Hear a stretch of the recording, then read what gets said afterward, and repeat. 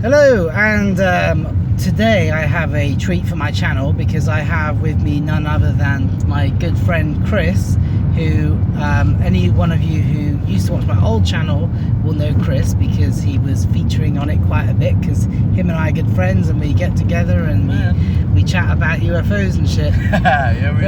Yeah, we do, man. That was good times. Yeah, good times. And those times will probably never end. We'll be sitting in our rocking chairs one day when we're old and grey, and it will be no different.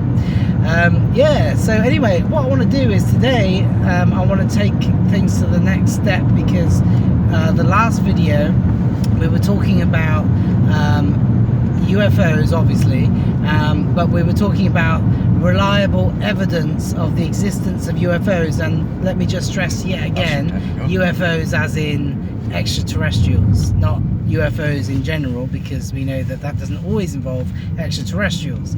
So whenever I say UFOs, I'm talking about extraterrestrials, and you know that. Okay, yeah. So anyway, part one we were talking about, and I will link you in the description if you haven't seen that already, but part one we were talking about photo stroke video footage evidence, so-called evidence. Is it reliable?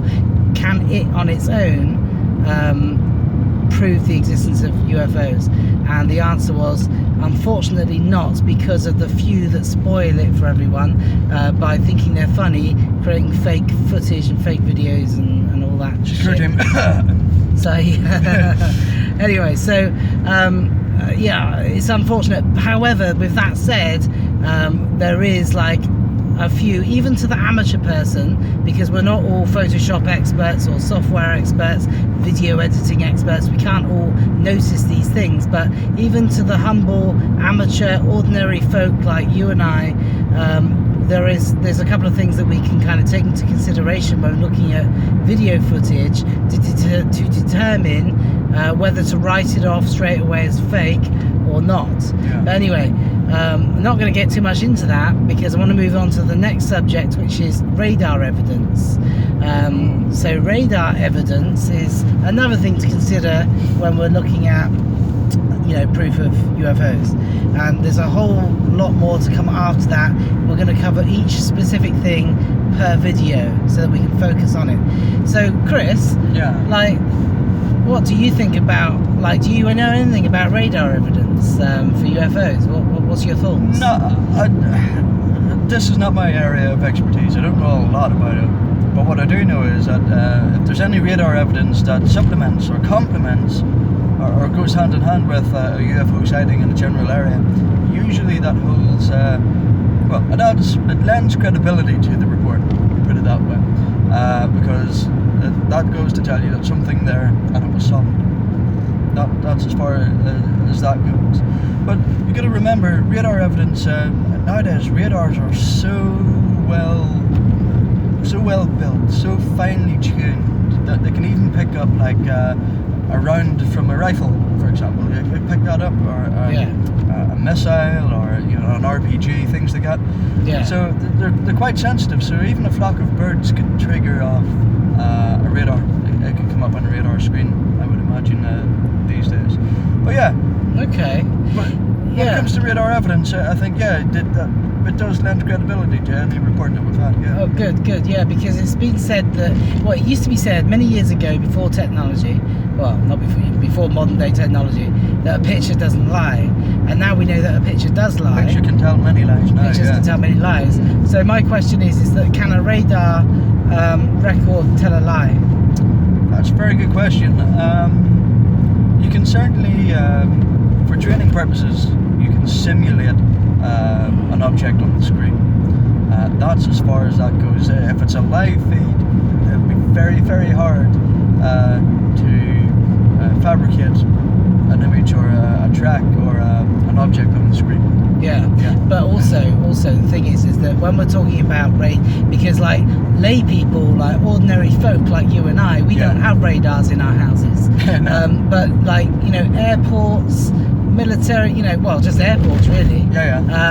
And well, yeah, I mean, airports and the military have them as well. They don't even need them in airports. You have them in ships. Ships. You You have them. I think you can have portable radar now. Well, you've always been able to have like portable radar, you know, like that the army might use, you know. Yeah. But yeah, you know, a radar can be quite small now, but quite powerful as well. Yeah. Yeah. I see. Let's just take the Royal Navy Type 45 destroyers. They have, from my research, apparently the best sort of maritime radar in the world. It's currently unmatched. Wow. But as technology progresses, then that will become obsolete at some point, you know, further in the future. But yeah, you know, radar doesn't have to be stationary. It can be movable as well.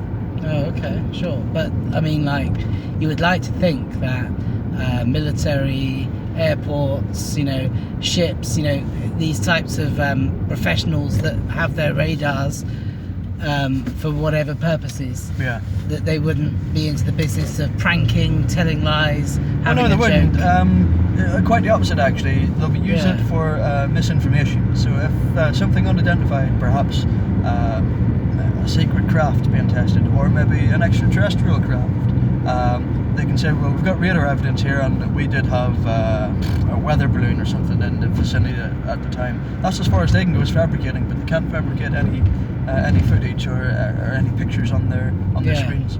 Okay, so to me, it feels pretty well established that radar evidence is to be taken very seriously where UFOs are concerned. So the next big question is, do you know any cases, Chris, where there has been UFOs caught on radar, but in conjunction with witness testimony and maybe even video footage, photographs? Because, you know, I think the strongest case would be where you've got like the testimony, the lie detector test, you've got the photographs, the multiple witnesses, you got all of that, and to top it off, the icing on the cake is the radar evidence as well.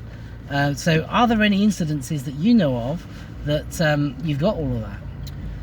Well, if a UFO has been seen, then it's more than likely going to pop up on the radar screen. You're just not going to hear too much about it. Take, for example, though, two of the most famous cases where an object has been seen by many, many people.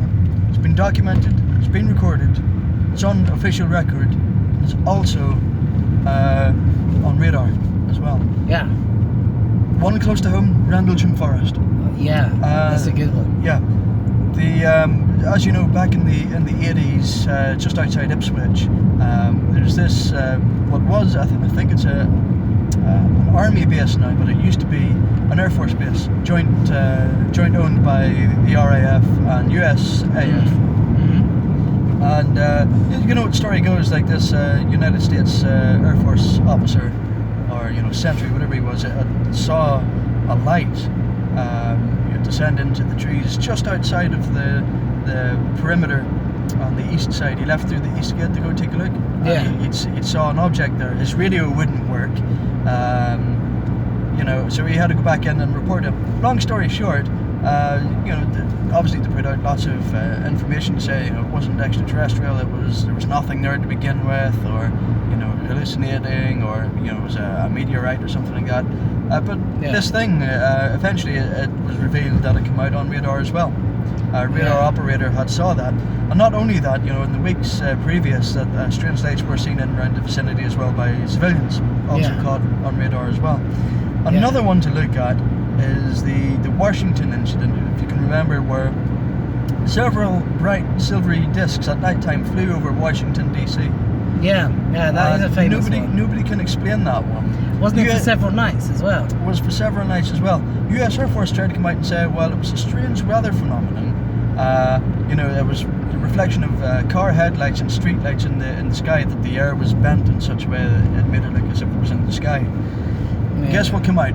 Radar evidence. Oh. Those things were solid and they were tracked on radar. Wow. Yeah. And can radars determine whether they're metallic or whether is it just is it a solid object, or do we know what the solid object is made of?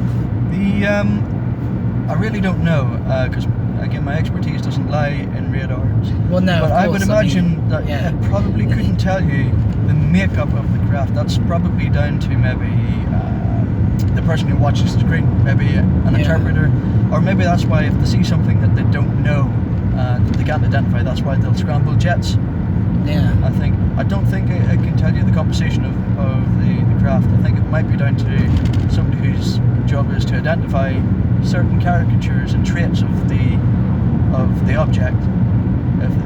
It'll be them deeming it, okay, this is this such an aircraft, or it's this such an aircraft. But I don't think, if they can't identify, if it doesn't conform to anything that they know, they can't identify it. That's why they have to send someone out, I think. Yeah, I see. Okay.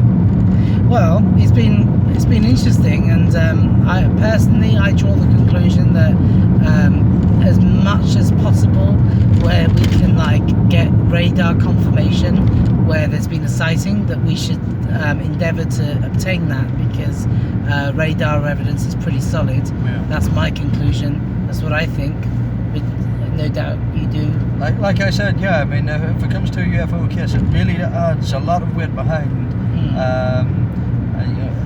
something actually having been there. Can't prove whether it was extraterrestrial or not in nature. The only thing that would raise some issues, or would cause for concern, or might raise a few eyebrows, is if the U.S. Air Force or government body had turned out and said, yeah, there's nothing there. Then they said, okay, something was there. It was a secret craft, or then it was a weather balloon, etc. Things like that happen, and then they try and say nothing was there eventually. There's radar data. Then that usually tells me something they don't want us to know. And if radar data gets out and says, yeah, something was there, and they're caught. Yeah, exactly. Okay, well, hey Chris, I just want to thank you. Now we've been, you may be wondering why you've been watching this video, these guys sat in the car. Yes, we are. And the reason being, we've actually just been out checking out some locations for UFO watch nights. By the way, I'm going to put Chris's website in the description box, because he is the chairman of a UFO society here in Northern Ireland. Co-founded with yours truly over here. Yeah. Come and check out his page. It's an exciting club, and so we've just been out looking for locations that we can go and have nice evenings, well, nights, looking at the skies. Basically seeing if we can see some UFOs. So it's been a fun afternoon, and we're just heading back, and that's why we're driving along. So thank you, Chris, and thank you. Until it's next. been fun. Yeah, it's been good. Yeah. Okay.